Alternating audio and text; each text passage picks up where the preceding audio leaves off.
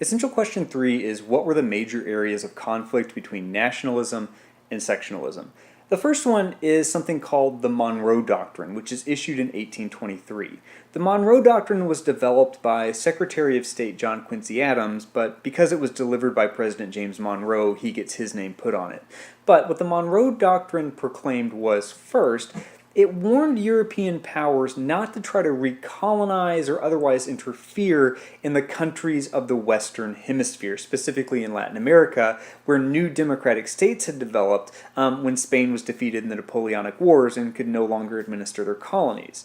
So, first, again, they warned European powers not to interfere in the matters of the Western Hemisphere. Secondly, in exchange for that, the U.S. pledges not to interfere in European affairs, which is kind of ridiculous because the United States had no military capacity to do such a thing at the time. But nonetheless, the Monroe Doctrine is very important because it assumes that the New World, the Western Hemisphere, and the Old World of Europe were separate political systems. And what this means is that the U.S. claimed the role of the dominant power in the Western Hemisphere, claiming the right to direct the Western Hemisphere's development and its destiny. And really, the Monroe Doctrine is therefore going to become the cornerstone of U.S. relations with Latin America from this point on. It's a very important concept, and I'd like to make sure that you remember this because it's going to come up a lot in the future. The next conflict was the election of 1824. In the presidential election of 1824, there were actually four candidates: Andrew Jackson, John Quincy Adams, William Crawford, and Henry Clay. The outcome of the election is that Andrew Jackson will receive the most votes, but that's not necessarily what determines the winner because we had the Electoral College system. And in the election of 1824, although Jackson received the most votes, no one got an electoral majority. And when that happens, the election or the decision in the election is actually kicked over to the House of Representatives, and each state gets a vote on who should become president.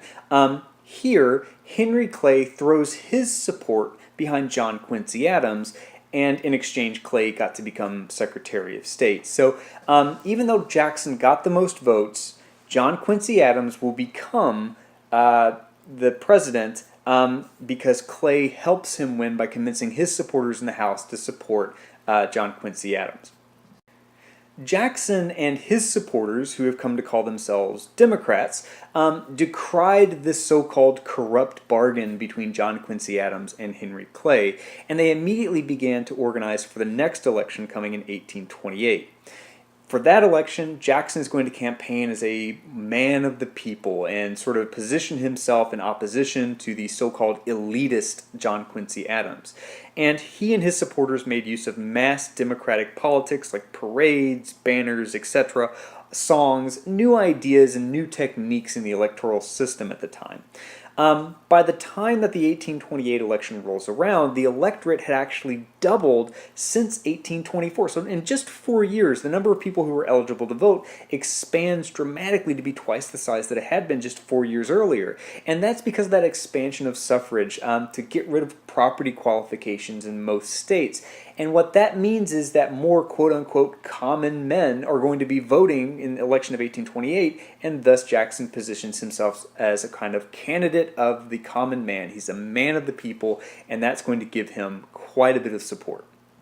And that means that Jackson is going to win by a landslide, as you can see from the map of the election of 1828. He will carry all southern states and all western states. And that means that kind of strategy of campaigning that appeals to common people through parades and banners and songs and that type of thing is going to become the norm of campaigning moving forward, and positioning oneself as the common man or a man of the people becomes a quintessential strategy in American politics moving ahead.